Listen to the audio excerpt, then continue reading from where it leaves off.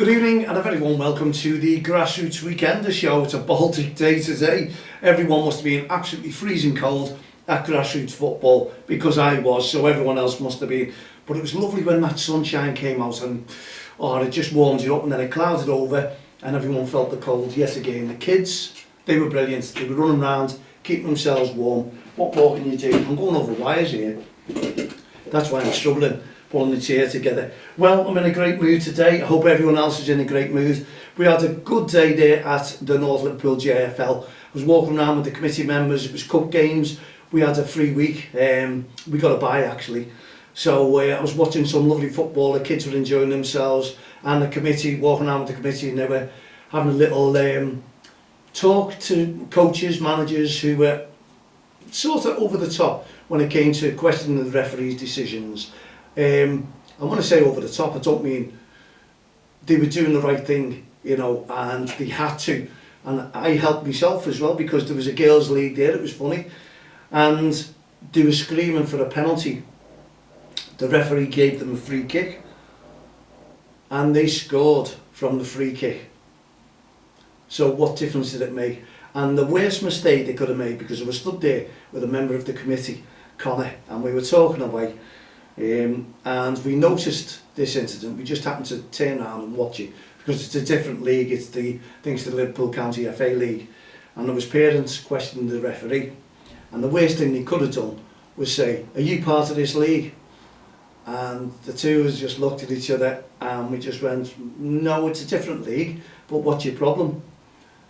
And the parents said, "This referee, absolutely disgraceful. Given the decision, should have been a penalty, give the free kick outside the box." Connor then straight away said, "Okay, how old's the referee?"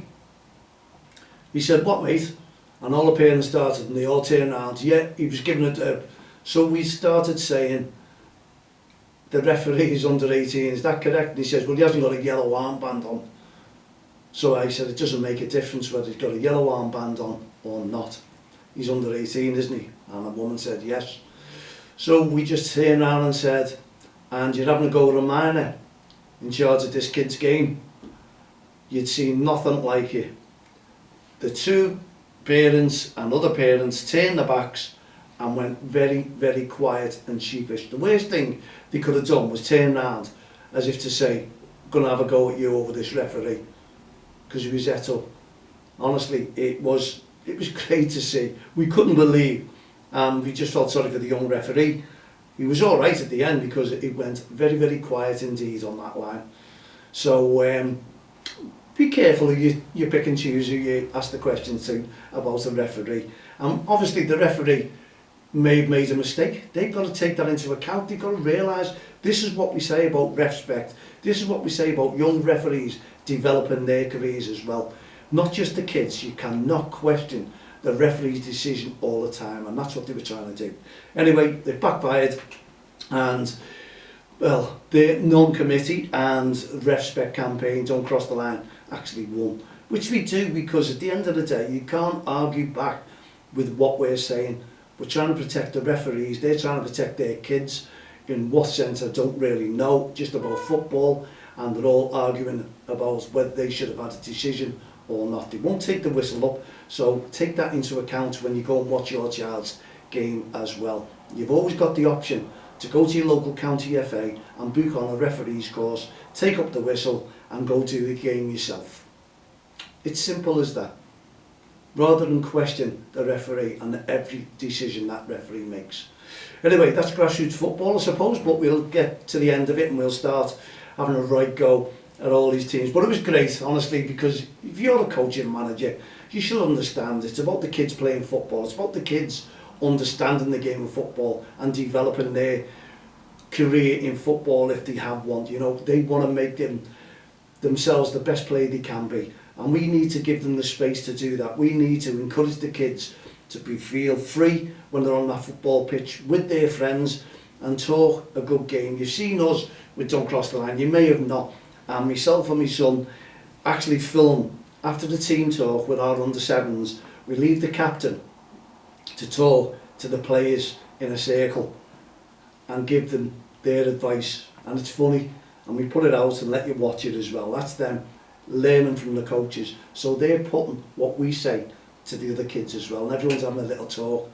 And it is funny, because kids are kids, they do come up with some different things. So it's an understanding of the game, and we let them develop and let them learn, and it's great. It really is. Participation, it's called, and that is what grassroots football is all about. Kids taking part, kids enjoying themselves, kids smiling and loving the applause when they get it off their mums, dads, grandparents, aunties, uncles, brothers, sisters. They love it. And remember, we were all kids one time, and we all remember the good times, don't we? We don't like to remember the bad times. The good times is when you were a child out on that football pitch or playing out with your friends and enjoying it. You'll always look back, because life's too short, and before you know it, those kids are 21 and you're thinking, whatever happened to you playing football? That's if they don't make it, by the way. You'll always say, and you'll always look back, and it's always good memories, not for just the kids as well. It's got to be good memories for yourselves, watching the children enjoying themselves. But always remember that referee there as well. A good coach, a good manager will just forget that that referee is on that football pitch and carry on with the kids. The referee blows that whistle. It's all about the kids enjoying themselves, the kids playing football, and the kids giving away to a free kick. That's what it's about. It's about them learning what is that free kick for. We ask the referees, the young referees, when they're developing their skills, to talk to the kids, to blow that whistle nice and loud and explain to the kids what that free kick or penalty was given for, if they need explaining. That's what it's all about. But the parents will carry it on, and they still carry it on in the cafes. They do, honestly. So we need to put a stop to it, and we need to get all the parents, mums and dads, we know the stress that's going through families. We do know it, when we know it's putting a burden on yourselves and what you've got to face in the future. Everyone's going through it, everyone's suffering bad times, but please do not take that with you. There's no excuse when you're acting silly on the field of play or off the field of play, and you're threatening referees and you're shouting and screaming and questioning what their decisions are. It's not right. Let them enjoy themselves as well. They all need to develop their skills. So we're asking all the parents, all the spectators, to when you go out on a football pitch, remember it's only a game. Jimmy Greaves, going back, if you don't know Jimmy Greaves, just Google him, used to always say that. And you know what, it really is. We need to let the kids enjoy themselves, play the game and have fun while they're playing it. And there's nothing wrong with encouragement, absolutely nothing. Loads of clapping hands improves the kids, the development. You see them smiling, they don't like to be upset, and we need to pass that message on to them all the time. We don't want to see kids upset, we really, really don't. And adults can make that happen so easily by shouting and screaming, because if it's the parents of the child who's just been verbally abusive to a referee, the kids will develop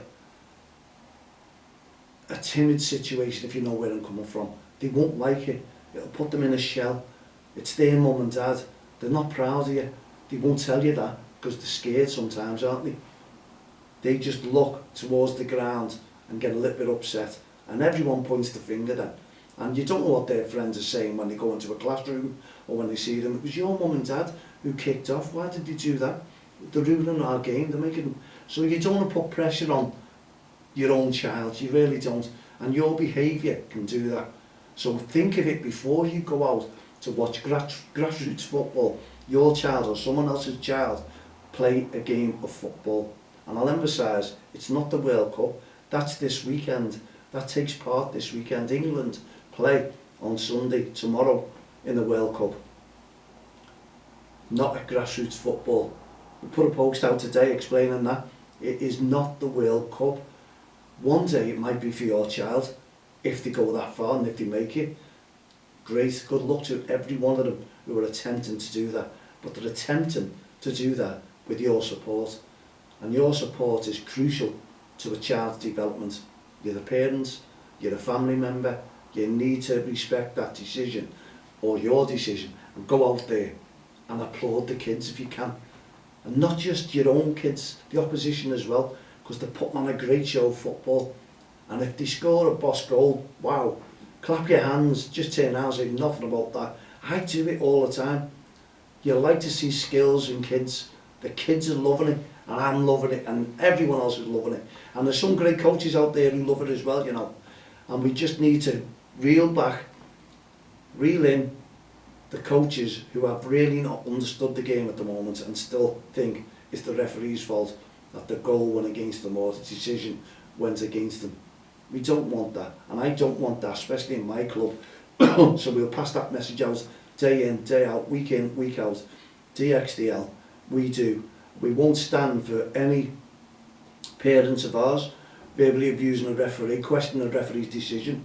That's not right, and we expect the referee, if they do, to come over to us and tell us that the parent's out of order, and then we'll deal with that. But we don't really want to deal with something that's not happening at the moment. It could happen, and we will deal with it. If it does, yes, don't cross the line, we'll not accept that. That's why we're trying to start a team to show loads of REFspect. Don't bully the ref. No referee, no game. No ref, no game. Don't cross the line. It's all about messages and getting that message through to irate parents and spectators, and making sure that 1 week we ain't got none. Now, we'll admit ourselves in the North Liverpool, it's gone. Everyone's questioning for some reason, everyone's shouting and having to go at the young referees. And as I say, there's no excuse, but there could be pressure at home. You know, you've got bills to pay, you've got energy bills rising, the cost of living has just gone through the roof, and people are feeling the stress, and maybe they think they need to go out there and shout at a referee to calm themselves down because they can't handle it, they can't control themselves, and they need to. If you've got that problem and you realise that you are making a massive mistake and blaming someone else for what's happening through the government and what the changes are through the government, it's not the kids' fault, it's not the referee's fault. The referee's going through the same thing. They have to pay the rising costs. We all have to pay the rising costs. We all have to try and get on with it, even though it's hard to get on with it. We do know the pressures. We understand that in grassroots football. And it's going on, not just on Merseyside, but right around the country. And we just want grassroots football to relieve that stress, to get it out. Clap your hands, encourage, forget about these problems. Look at your child's face, look at your child enjoying themselves. They do not understand about the cost of living. They're too young, they just think money grows on trees. They do, we understand that. And we just have to cope with it if we can. If you can't buy anything, you can't buy anything. That's extra cost. We know you have to pay your league fees and your subscriptions week in, week out, and you're worried about what you're going to get for Christmas, what the kids are going to be getting, new boots, new kits. We do understand that, and that's why sponsors are magnificent who are helping out these teams. You can't thank the teams enough. It's not the teams, the sponsors enough for supporting the teams. It's brilliant, and if you are sponsors and you're interested in getting in touch with the team, you can do it through ourselves. Even if you're interested in our own team, contact myself, mal at don'ttexttheline.com. If you can help out, be fantastic. We all need to try and improve the grassroots game in not just development in football, in skills, in coaching, in refereeing, but also off the pitch as well.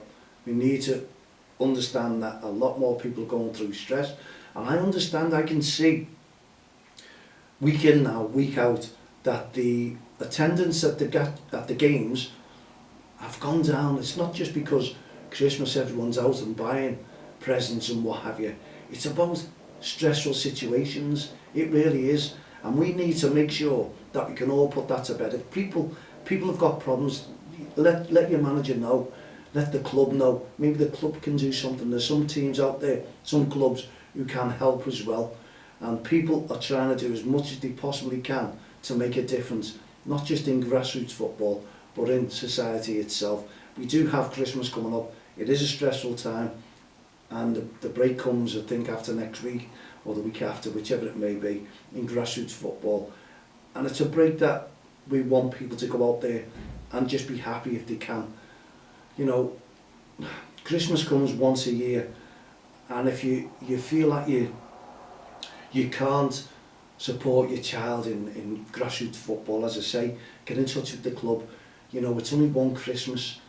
Just try not to overspend. Try and keep yourselves happy and money in your pocket, because there's always January, February, March, April, May, June. There's always those months that things might get better and you can make up for it. Think of the future, not just now, what you're doing, you know, what we're facing. We're all facing it and we're all getting through things. And I've got, you know, myself, I had my own problems, and I've managed to, with support, with other people, you know, and I'll tell you the story one day, because people don't understand. People think everyone's perfect. No, not anymore. That's all gone. We're a local lot from Merseyside, and I know it's happening elsewhere as well. We just want to get involved in things and support each other, support one another. And if we can do that, life will be better. Try not to give yourself that stress. Try not to put yourself down. Try and do your best that you can. You can only do the best that you can. And it's the same what we say to kids on a football pitch. You can only do the best you can. And that goes for referees as well. Everyone's trying to improve. We've got to give the arm's length, the support to those people who are trying to improve their lives, honestly. And if we can, and they can, then that's it. Great, we've all managed to crack it. Okay, we've got 5 minutes left of the show, 4 minutes left of the show, 3 minutes left of the show. It'll go very, very quickly. And obviously we've got to wish England all the best and all the best for tomorrow. But we'll do that on tomorrow's show. And I know the Netherlands play today against the USA, so it's World Cup's coming thick and fast. The games are coming, then it's going to be the Premier League, and we're back to Christmas, and we can all sit and relax, and maybe that'll take a little bit of stress away, I don't know. But anyway, it's all about grassroots football, and I will be in touch with so many teams by invitation only, as we said, because we're going to do the REFspect Cup. Next year is the 20th anniversary of Don't Cross the Line, and we're putting up a REFspect Cup. Yes, not just for the leagues here, but we're doing our own tournament. And as I say, invitations will be going out, and we're doing under 7s, 8s, 9s and 10s. So it's going to be a good one, and we do want teams from elsewhere coming in. Those invitations will go out, and I'm sure we're going to get a lot of response towards that one. It's a friendly tournament, it's going to be the best tournament, and we do expect publicity at the tournament, and the referees are going to enjoy themselves as well. I can see a really, really top tournament, and it may not just end there. We'll see how this one goes, and then we'll take it a little bit further. And we do have the support of Liverpool County FA. We know that it's going underway, work's going to start, and we'll give you more information as we go along over the next few weeks. And we do know it will be pretty full indeed. Okay, what a day we've had today, and hopefully the same will follow tomorrow. We need you to support the referees. We don't want to see the referees walking away from the game. Everyone should be in a good mood tomorrow, because it is the England game and we're playing Senegal. It's not going to be an easy game. I'm going to go 2-1. That's my forecast. 2-1 to England. I'm going to scrape through, but they're going to get harder. They're hopefully the teams are going to get better, and we're going to get better. Has it sunk in yet? It's the World Cup. I'm still talking to people who say they can't get into it at the moment. They're not realising, I don't know, if you just look at the pubs and clubs around the city, and when it comes on around not just our city, everyone's city, and the support, it is growing slowly but surely, and that is the support towards England. So I can only wish them all the best, and we'll do that again on tomorrow's show. In the meantime, thank you very much. If you've got anything that you'd like to put to us, anything that's happened in your league, mal@don'ttextheline.com, and I'll respond back to you, not a problem. In the meantime, put your feet up, relax, and we'll see you tomorrow at 7 p.m. with the third day of the Grassroots Show. Hope you'd enjoyed last night's show with Jane. I certainly did. See you tomorrow at 7. Myself, Mal Lane, all the team here at the Grassroots Show. Don't cross the line. Heart of gold. No ref, no game. You name it. We're here to make a difference. We'll see you tomorrow at 7. Good night. God bless.